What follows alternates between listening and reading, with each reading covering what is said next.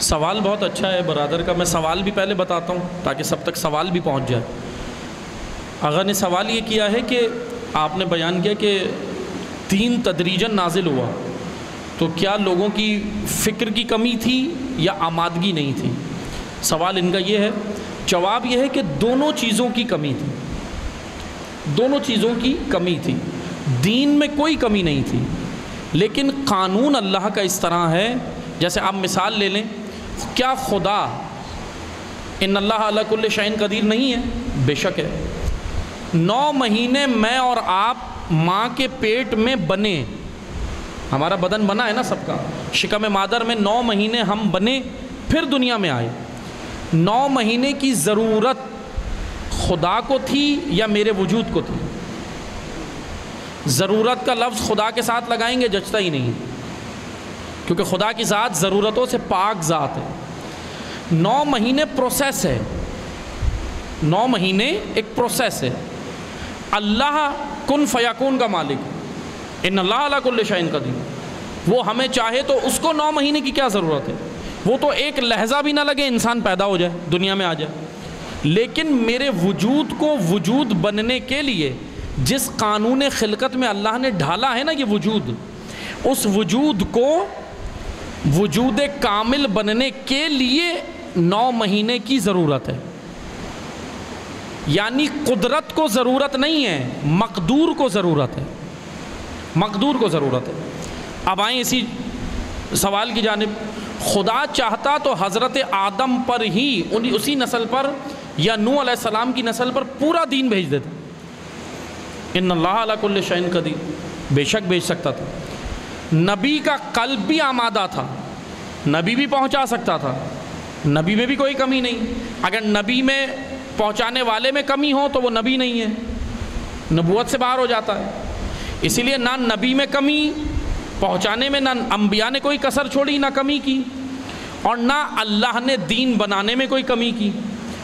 کمی تھی قانون یہ ہے کہ ہماری سمجھنے کی صلاحیت میں. اب وہ جو نسلیں آئیں ان کو جتنا دین ملا، ہاں اب یہ سوال ضرور اٹھ سکتا ہے کہ ان کو جتنا دین ملا اسی کا سوال ہوگا یا زیادہ ہوگا؟ تو نہ زیادہ نہیں ہوگا. قانون اللہ کا یہ ہے جتنا جس کے پاس علم پہنچا اس سے اتنا ہی سوال ہوگا.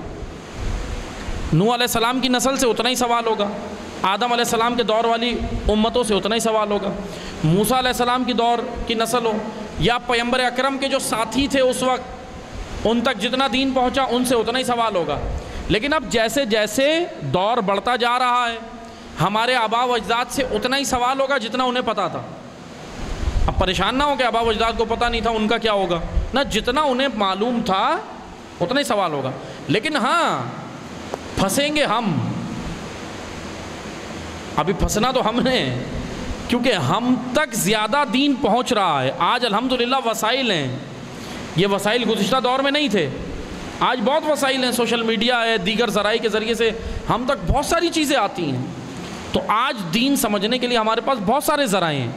تو ہم دین جتنا سمجھیں گے جتنا ہم تک پہنچے گا، سوال ہم سے زیادہ ہونے ہیں. اس لیے ہم اس کو جتنا ہم تک پہنچ رہا ہے اس پر عمل کریں. تو بہرحال آپ کا سوال بالکل بجائے. آمادگی بھی نہیں تھی امتوں میں، اتنی ذہنی فکری آمادگی نہیں تھی.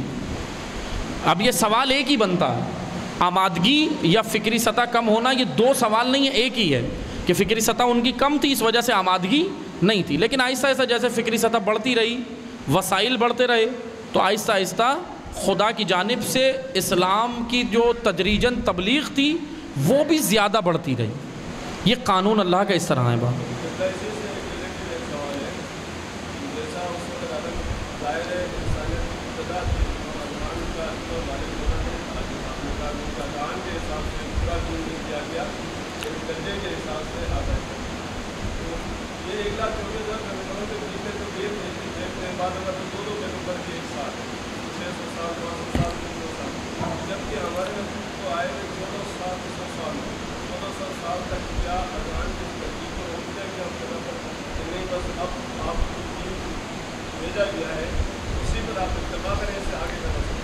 ماشاء اللہ سوال بہت اہم اور بہت بہترین سوال ہے کہ انبیاء بعض اوقات ایسے دور بھی آتے ہیں، اس برادر کا سوال یہ کہ بعض اوقات ایسا دور بھی آیا کہ جس میں انبیاء نہیں آئے، تو کیا ہدایت رک گئی؟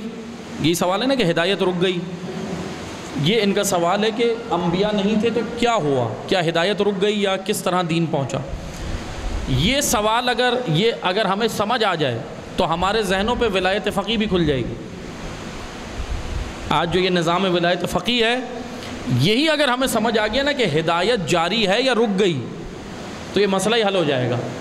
بس توجہ سے سنیں، انبیاء کے گیپ میں، انبیاء کے بیچ میں نہ آنے سے اللہ نے نبوت روکی ہے، ہدایت نہیں روکی۔ نبوت نبی رکے ہیں، ہدایت نہیں رکی۔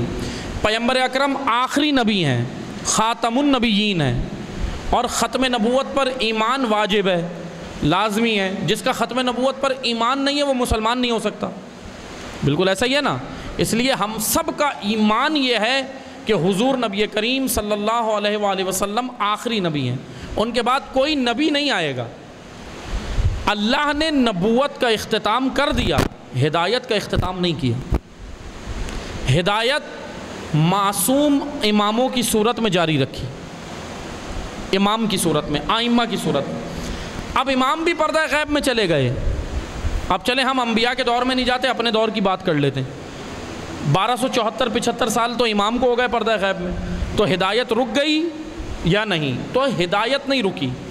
قانون ہدایت خدا کا دو طرح ہیں، توجہ سے سنیں۔ قانون ہدایت دو طرح ہیں، منسوب من اللہ، منسوس من اللہ۔ منسوب اور منسوس دونوں کی میں وضاحت کر رہا ہوں، توجہ سے سنیے گا۔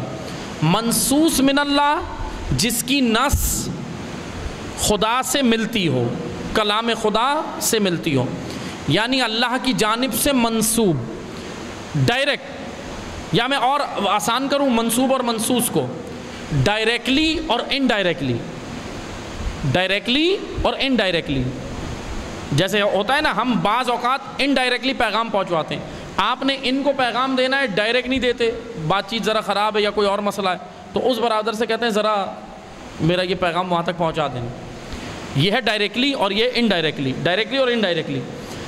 اللہ نے انبیاء بھیجے 1.25 لاکھ، اس کے بعد تشیع کے عقیدے کے مطابق 12 امام۔ تشیع کے عقائد، اب اہل سنت کے عقائد الگ ہیں، تشیع کے الگ ہیں۔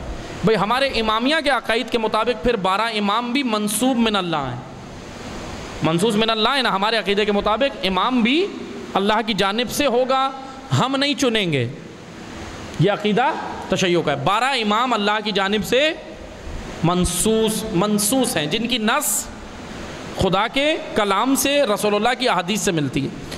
اب آپ توجہ سے سنیں، امام پردہ غیب میں چلے گئے تو کیا ہدایت رک گئی؟ ہدایت نہیں رکی۔ اب امام کی غیر موجودگی میں نائبین امام، نائبین امام کون ہوگا؟ علماء حق۔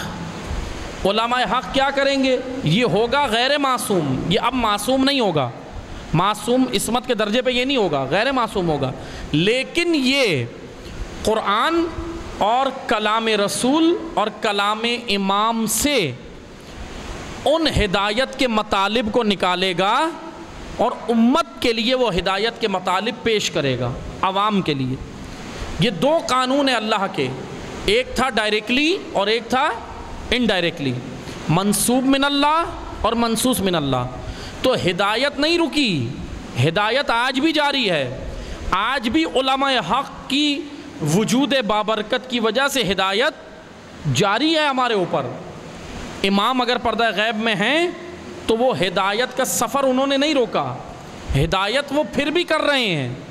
اور امام کیسے ہدایت کر رہے ہیں؟ امام ظاہری طور پہ آ کے خود تو نہیں کر رہے، ہمیں آ کے کوئی لیکچر تو امام نہیں دے رہے، ڈائریکٹ تو نہیں دے رہے نا۔ امام نائبین اور علماء حق کی صورت میں، جو آج ہمارے پاس کلام امام کو سمجھنے والے، غور و فکر کرنے والے، اس کے اندر غواصی کرنے والے، اس کلام کو نکال کر امت تک پیش کرنے والے جو علماء ہیں، یہ آج ہدایت کی صورت میں ہم تک جاری ہیں۔ تو بس ہدایت دو طرح ہیں، منسوب من اللہ اور منسوس من اللہ۔ تو ہدایت نہیں رکی، ہدایت جاری ہے۔ انبیاء کے بیچ میں گیپ جو آیا اس میں بھی ہدایت نہیں رکی، اور آج 1200 سال بعد بھی ہدایت نہیں رکی، ہدایت کا سفر جاری ہے۔ اب وہ بعض اوقات معصوم کی صورت میں سفر ہوتا ہے ہدایت کا، اور بعض اوقات خدا غیر معصوم سے بھی یہ کام لیتا ہے۔ میں آپ کو ایک مثال دیتا ہوں، طالوت اور جالوت کا واقعہ ہے قرآن میں۔ طالوت توئیں کے ساتھ طالوت، سورہ بقرہ نے، طالوت کوئی معصوم نبی نہیں تھا، طالوت کوئی امام نہیں تھا، طالوت کوئی رہبر نہیں تھا، طالوت معصوم بھی نہیں تھا۔ اللہ نے طالوت کو بنی اسرائیل کا رہبر بنایا،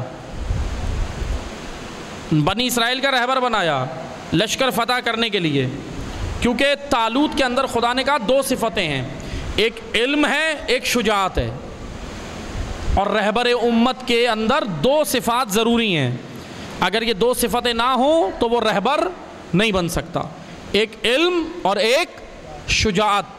طالوت کے اندر یہ دونوں تھیں، سورہ بقرہ کہہ رہی ہے قرآن کریم کا سورہ۔ پھر اللہ نے جالوت بادشاہ تھا، جابر حاکم تھا جالوت۔ طالوت ایک 20 سال کا لڑکا تھا، چرواہا تھا، بکریاں چراتا تھا، عام بندہ تھا، کوئی معصوم نبی نہیں تھا، عام بندہ تھا۔ اللہ نے اس 20-22 سال کے لڑکے کو بنی اسرائیل کا رہبر بنا دیا، اللہ کا حکم آیا یہ رہبر ہے تمہارا۔ اب پریشان ہو گئے کہ یہ رہبر، یہ تو کوئی نبی نہیں ہے، اور یہ 22 سال کا لڑکا، اتنا 20-22 سال کا لڑکا ہے، زیادہ بڑا بھی نہیں ہے، لیکن بہرحال ماننا پڑا کیونکہ اللہ کا حکم تھا۔ بنی اسرائیل اس کے قیادت میں نکلے، اپنی زمینوں کو آزاد کرانے نکلے۔ میں مختصر پڑھ رہا ہوں، توجہ سے سنیے گا، سارا واقعہ قرآن میں موجود ہے۔ بنی اسرائیل اپنی زمینوں کو آزاد کرانے نکلے طالوت کی سربراہی میں۔ آدھے لوگ تو گئے نہیں، آدھے لوگوں نے تو ہنگامہ کر دیا، کہنے لگے نہیں بھائی ہم طالوت کو نہیں مانتے۔ کیوں نہیں مانتے؟ کیونکہ یہ اس کے پاس نہ پیسہ ہے نہ عمر میں زیادہ ہے۔ انہوں نے یہ کہا کہ نہ پیسہ ہے نہ عمر میں زیادہ ہے، لیکن خدا نے کیا کہا کہ علم اور شجاعت، رہبر میں دو چیزیں ہوں گی، وہ امام و رہبر ہوگا۔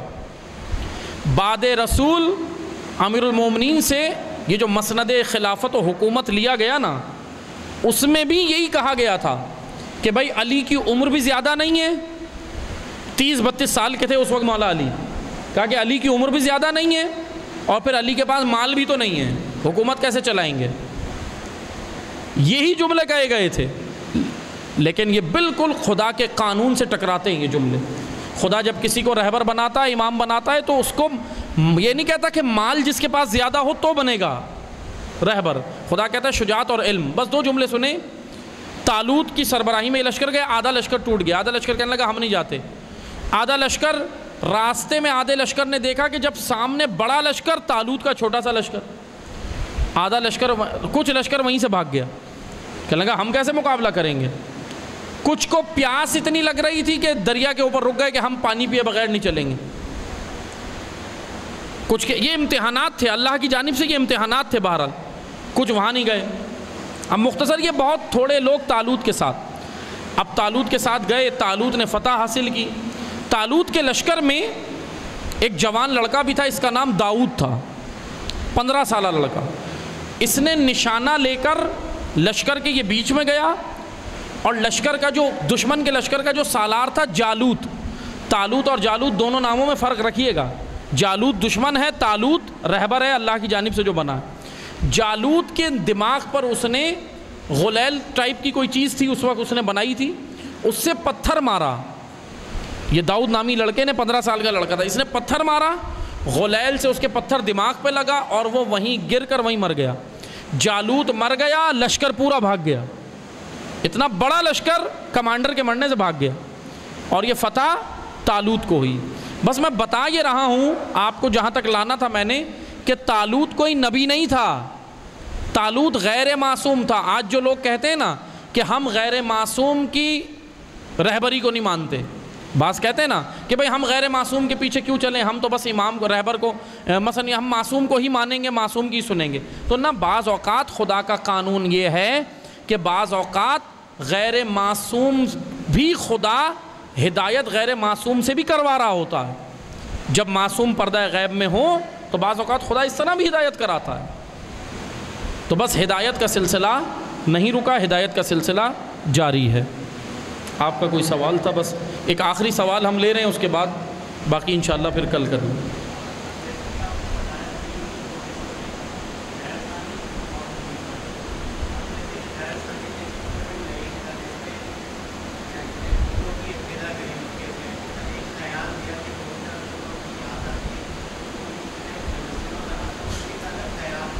جی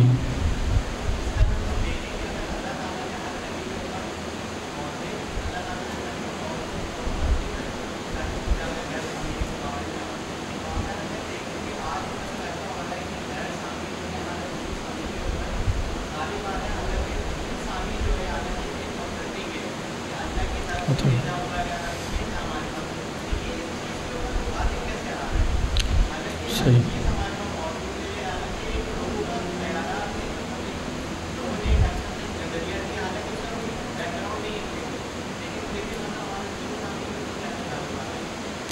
سوال اچھا ہے برادر کا کہ غیر سامی مذاہب سامی پر کیسے غالب آ رہے ہیں. اچھا، غلبے کے مختلف میدان ہیں. شاید آپ یہ دیکھ رہے ہو کہ ٹیکنالوجی میں ان سارے میدانوں میں کس طرح وہ آگے ہیں. شاید یہ سوال ہو آپ کا. تو بالکل اصل میں دیکھیں، اس کی بنیادی وجہ میں آپ کو بتاؤں کیوں آج اسلام مغلوب ہے دیگر مذاہب کے سامنے. کیوں مغلوب ہے؟ اسلام اللہ نے نازل غالب دین فرمایا. اس کی بنیادی وجہ ہے کہ اسلام کے ماننے والوں نے اسلام کا چہرہ ایسے نہیں دکھایا جیسا حق بنتا ہے.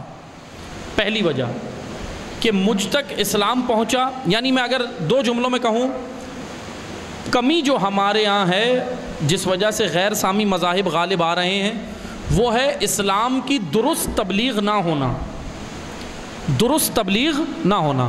معذرت کے ساتھ، درست دین کس کے پاس ہے بتائیں؟ تشیع دعویٰ کرتا ہے نا. ہم دعویٰ کرتے ہیں نا بھائی ہمارے پاس بالکل درست دین ہے. تو اس درست دین کو لے کر ہم پہنچائیں گے کب سب تک؟ سوال یہ بنتا ہے نا. معذرت کے ساتھ، مجالس کے اندر کیا آج ہماری مجالس کے اندر دین ویسے بیان ہوتا ہے جیسا ہے؟ امیر المومنین کی شخصیت ایسے بیان ہوتی ہے؟ کمی ہے نا. یہ ساری کمی ممبروں پر ہے، یہ ساری کمی پڑھنے والوں میں ہے. دیکھیں، میں عوام کو ایک طریقے سے تو ٹھیک ہے، عوام کا قصور یہ ہے کہ عوام کو بھی چاہیے کہ خود سے بھی محنت کریں، لیکن ایک طریقے سے یہ ہم کہیں گے کہ عوام کو جتنا ملا عوام نے اس پہ عمل تو کیا. عوام کو جس ٹریک پر لگایا اس پہ کیا. اس لیے پڑھنے والوں کی جانب سے ایک کمی یہ ہے ہمارے ہاں کہ جیسا پہنچنا چاہیے. مثلا ابھی مولا علی کی شہادت کے ایام گزرے، 3 دن آپ نے مجلسیں کی. تینوں دن میں آپ مجھے بتائیں، بڑی مشکل سے کہیں ایسا ہوگا کہ نہج البلاغہ آپ کو مل جائے ممبر پہ. نہج البلاغہ کہیں آپ نے سنی؟ مولا علی کا کوئی خطبہ سنا تینوں دن میں کہ مولا علی ہم سے کیا کہہ رہے ہیں؟ مولا علی کا کلام ممبر پہ تھا مجلس کی؟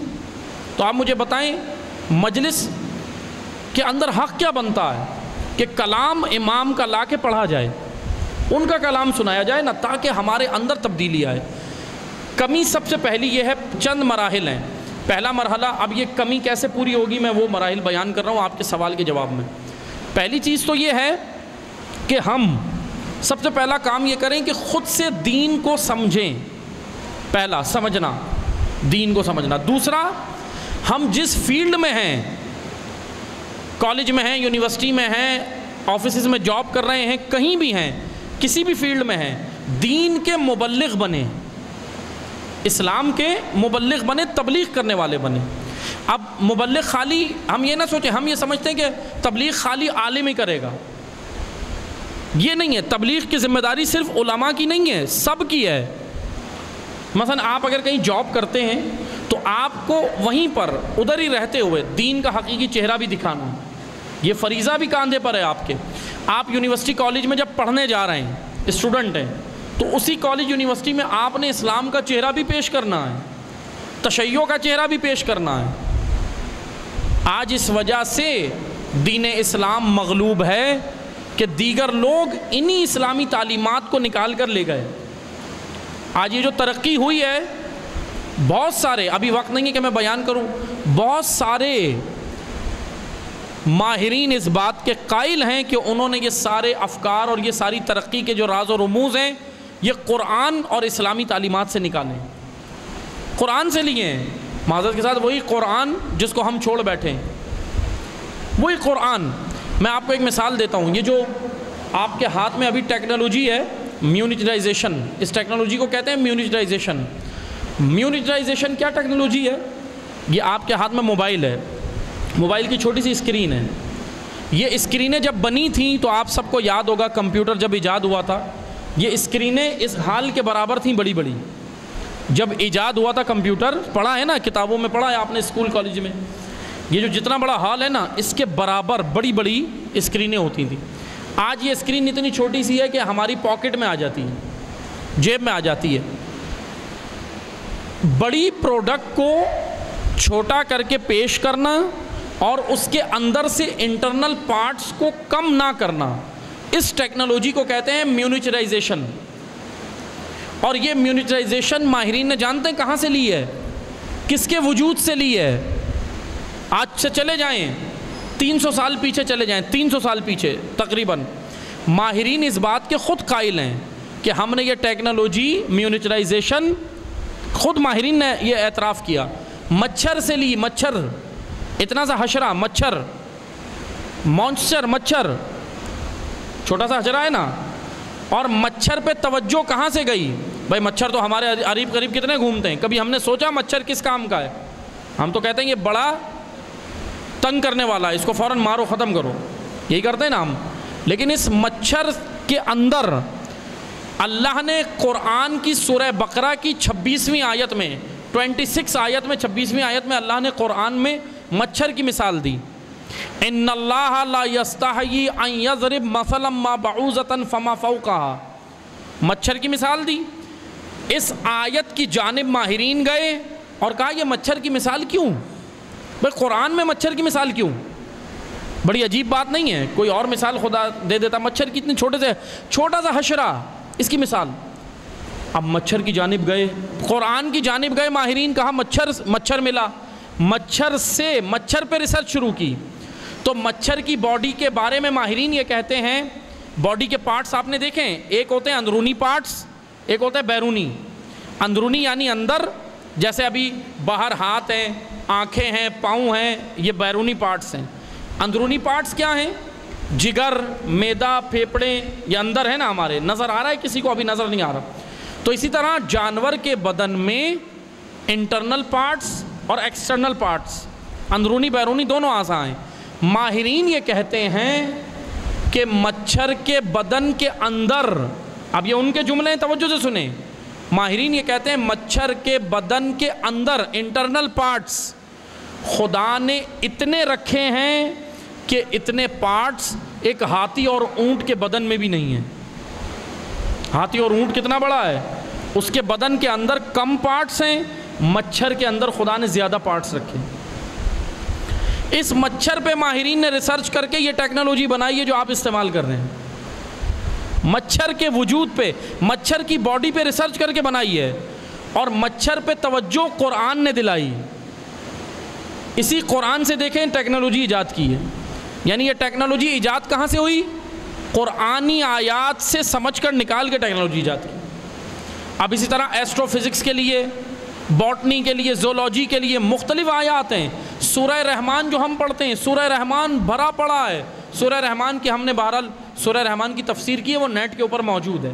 ابھی بہرحال وقت نہیں ہے کہ میں بیان کروں، 10-12 لیکچر ہیں، اس میں ہم نے ایک اس کی سائنٹیفک تفسیر بھی کی ہے کہ سائنس اس کے بارے میں کیا کیا کہتی ہے. آج جو سائنس نے انکشافات کیے، سورہ رحمان نے 1400 سال پہلے بیان کی. تو بس بہرحال کمی یہ ہے کہ ہم علم کی جانب آئیں، پہلے علوم کی جانب رغبت حاصل کریں. جب ہم علم کی جانب آئیں گے، دین کو سمجھیں گے، تو پھر ہم مبلغ اسلام بنیں گے. اور جب مبلغ اسلام بنیں گے تو پھر ہم اسلام کو صحیح سے پیش کریں گے، تو پھر تمام ادیان پر اسلام غالب آئے گا. آج دیکھیں اسلامی تعلیمات کو دوسروں نے نکال کے اس سے استفادہ کر رہے ہیں. بہرحال باتیں تو بہت ساری ہیں، اور انشاءاللہ پھر ہم اگلے درس میں انشاءاللہ حاضر ہوں گے، تو پھر ہم اسی موضوع کو آگے بڑھائیں گے بھی، اور آپ کے سوالات بھی لیں گے. ابھی دعا کرتے ہیں اللہ تعالیٰ سے، خداوند تبارک